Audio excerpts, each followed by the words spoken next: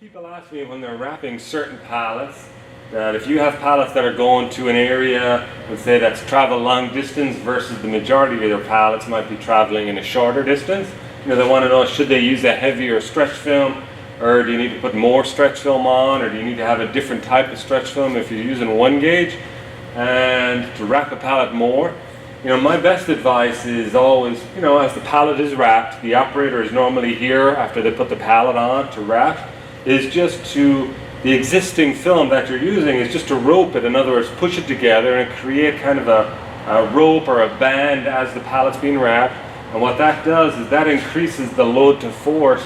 That's the pressure that the stretch film is applying to the product.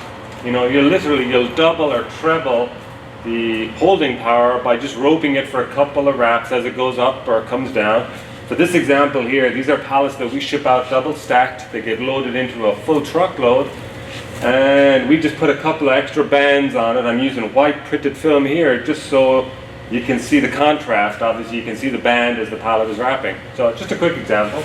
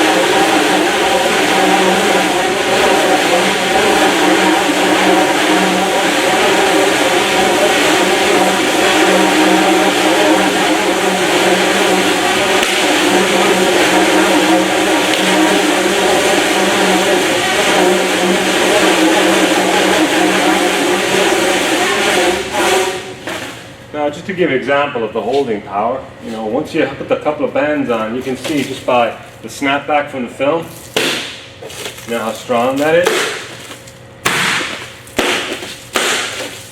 And all you need is, obviously, as the carriage is going up, is just literally you're just collapsing the film. Or if you don't want a full band, as the film is going up or coming down, all you have to do is just push up or put your hand on top and hold. What will that do? It'll create a rope at the top of the stretch film. And then you have this under, and this will double the holding power on the pallet.